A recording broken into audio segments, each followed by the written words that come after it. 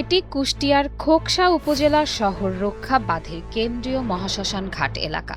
কয়েকদিনের টানা বৃষ্টির পর হঠাৎ করেই বাঁধের এই অংশে দেখা দিয়েছে ধস। স্থানীয়দের আশঙ্কা, দ্রুত ব্যবস্থা না নিলে বড় ধরনের ভাঙনে বিলীন হতে পারে গুরুত্বপূর্ণ স্থাপনা ও বসতি। স্থানীয়দের দাবি, টানা বৃষ্টির পানি শ্মশানঘাট এলাকার ড্রেনেজ ব্যবস্থা দিয়ে গড়াই নদীতে প্রবাহিত হওয়ায় বাঁধের মাটি সরে গিয়ে সৃষ্টি হয়েছে এই ধসের। প্রতিদিনই বাড়ছে ভাঙনের পরিধি, ফলে নদী পাড়ের মানুষের মধ্যে বিরাজ করছে চরম আতঙ্ক। 5 আগে ভেঙে গেছিল, সাংবাদিকরা আসছিল, সাংবাদিকরা এসে ভিডিও করে নিয়েছিল। ভিডিও করে নিয়ে যাওয়ার পরে উপজেলারা, আপনার পৌরসভা, মেট্রোরা, এরা সবাই জানে। জানার পরে এরা কেউ আসে নাই। থানারাও জানে, কেউ উদ্যোগ নিয়ে নেই। উদ্যোগ না নেওয়ার পরে এই অবস্থার পরেই পড়েছিল। পড়ে থাকার পরে এখন আবার ফের বৃষ্টি হয়েছে। বৃষ্টি হওয়ার পরে নিচের থেকে মাটি চলে গেছে। মাটি চলে যাওয়ার পরে এবারে ব্লকগুলো ভাঙে ভাঙে পড়ে যাচ্ছে। পড়ে যাওয়ার পরে সামনে ধরেন বাজার, আপনার 200-250 বসতি বাড়ি, সামনে একটা সমিল আছে, একটা বাজার আছে, মন্দির আছে, শ্মশান আছে। এখানে ধরেন এই তার সম্মুখে ধরেন এই ভাঙনটা লাগছে। বাঁধের যেই অবকাঠামো ছিল সেইখান থেকে একটা পাক তৈরি হয়ে এটা ভাঙন সৃষ্টি হয়েছে।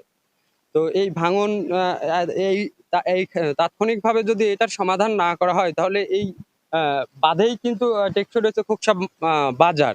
এই বাজারটা একটা হুমকির মধ্যে পড়বে। এছাড়াও একটা আমাদের খোকসা হিন্দু ধর্মাবলম্বীদের একটা তীর্থস্থান, এখানে মন্দির রয়েছে, আবার তাদের একটা শ্মশান রয়েছে। তো সবকিছুই আসলে হুমকির মুখে পড়বে, যেহেতু এখন বর্ষা মৌসুম, নদীতে পানি বাড়বে, কিন্তু এই পানিটা কমার সঙ্গে সঙ্গে এই বাঁধ একেবারে ভেঙে যাবে। পৌরসভার যে ড্রেন করা হয়েছে, ড্রেনের নিচে আপনারা দেখতে পাচ্ছেন এখানে নদীর ভাঙন সৃষ্টি হয়েছে।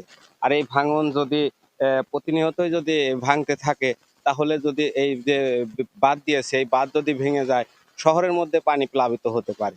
পানি যতই বাড়বে ততই কিন্তু ভাঙবে। আবার যখন পানি কমে যাবে, তখনও কিন্তু ভাঙন সৃষ্টি হবে।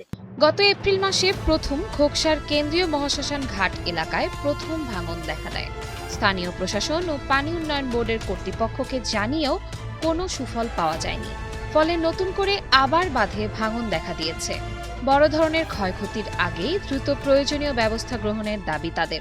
এপ্রিল মাসে একটা নিউজ করছিলাম, আসলে নিউজের পরিপ্রেক্ষিতে তাদের সিল্যান্ড পানি উন্নয়ন বোর্ডের রাশেদুজ্জামান সহ উপজেলা নির্বাহী কর্মকর্তা মাহমুদুল ইসলাম ছিলেন। সবাই আশ্বাস দিয়েছিলেন আসলে কাজের কাজটা এখন পর্যন্ত হয়নি। তার সরজমিনে আজকে আপনারা দেখেন আবারও পুনরায় কিন্তু ভাঙনের সৃষ্টি হয়েছে। এটা আমরা একটা সমাধান চাচ্ছি, যাতে একটা মানুষের যাতে কোনো রকম সমস্যা না হয়, সাধারণ মানুষ যাতে উপকৃত হয়। এটা একটা সামাজিক কাজ। এটা মানে যে কোনো দুর্ভোগ, জনদুর্ভোগ যদি আমরা সঠিকভাবে কাজ না করতে পারি, এটা কিন্তু দায়বদ্ধতা থেকে যায়। ঠিক আছে, কারণ আমরা তো সাধারণ মানুষের প্রতিশ্রুতি দিয়েছি যে আমাদের সরকার ভালো ভালো কাজ করবে। তো আমরা যদি এই ধরনের ছোট ছোট কাজ যদি সমাধান না করতে পারি, তাহলে আমাদের সরকার ব্যর্থ।